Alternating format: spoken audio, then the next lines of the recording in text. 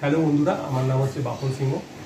আমি গৌরবঙ্গ ইউনিভার্সিটি থেকে মাস্টার্স করেছি, বর্তমানে এখন আইআইটি খড়গপুর থেকে পিএইচডি করছি। তো আজকে একটা সুন্দর কনসেপ্ট তোমাদের সামনে নিয়ে এসেছি, তো যেটার নাম হচ্ছে cosy fundamental theorem. Complex analysis এর ইন্টিগ্রেশন পার্টটা যদি বুঝতে হয়, তাহলে কজি ফান্ডামেন্টাল থিওরামটা আপনাদেরকে জানতেই হবে।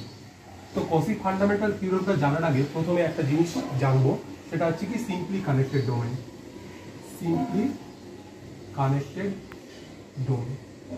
তো সিম্পলি কানেক্টেড ডোমেনটা কি? যে একটা ডোমেন আমি নিচ্ছি, এটা একটা ডোমেন ডি।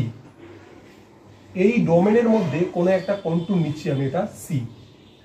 এবার আমি এই সি কন্টুরটা যে আছে, সি কন্টুরটার মধ্যে যদি ডি ডোমেনটাকে যদি আমি আস্তে আস্তে ছোট করি, ছোট করার জন্য করতে গেলে আমি যদি সি কন্টুরটাকে যদি আমাকে না উঠাতে হয়, না উঠিয়েই যদি আমি ছোট করতে পারি, তাহলে তখন আমি এটাকে সিম্পলি কানেক্টেড ডোমেন বলবো।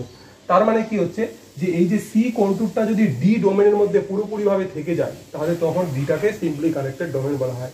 অথবা এটা বলা যেতে পারে যে ডি ডোমেনের মধ্যে যদি কোনো ফাঁকা জায়গা না থাকে, তাহলে তখন এটাকে ডি ডোমেনটাকে সিম্পলি কানেক্টেড ডোমেন বলে।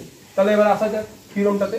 তো কজি ফান্ডামেন্টাল থিওরামটা কি বলছে, যে if fz be an analytic function in a simply connected domain, fz ফাংশনটা যদি এই সিম্পলি কানেক্টেড ডোমেনের মধ্যে যদি অ্যানালাইটিক হয়ে যায়, তাহলে এই ডোমেনের মধ্যে প্রত্যেকটা কন্টুর এর জন্য আমি যে fz এর যে ইন্টিগ্রেশন ভ্যালুটা নেব, তাহলে সেটার ভ্যালুটা কি পাবো? 0 পাবো। এটা হচ্ছে এই থিওরাম। এবার এই থিওরামটাকে কাজে লাগিয়ে কিছু ইন্টিগ্রেশনের অঙ্ক সহজেই করা যায়। যেমন আমি একটা ফাংশন নিচ্ছি f of z equal to হচ্ছে sin z। তাহলে এই যে sin z ফাংশনটা আছে, sin z ফাংশনটা হচ্ছে এন্টায়ার ফাংশন। এন্টায়ার মিন্স যে কোনো একটা কমপ্লেক্স প্লেনের মধ্যে সব জায়গায় কি হচ্ছে, ফাংশনটা অ্যানালাইটিক হবে। তাহলে একটা যদি কমপ্লেক্স প্লেনের মধ্যে যদি অ্যানালাইটিক হয়, তাহলে ডোমেনের মধ্যে তো অবভিয়াসলি অ্যানালাইটিক হবে। তাহলে অ্যানালাইটিক এই ফাংশনটা এই ডোমেনের মধ্যে, তাহলে ডোমেনের মধ্যে অ্যানালাইটিক যদি হয়, তাহলে যে কোনো কন্ট্রোল নিই না কেন, এর ইন্টিগ্রেশন ভ্যালু সবসময় কি হবে?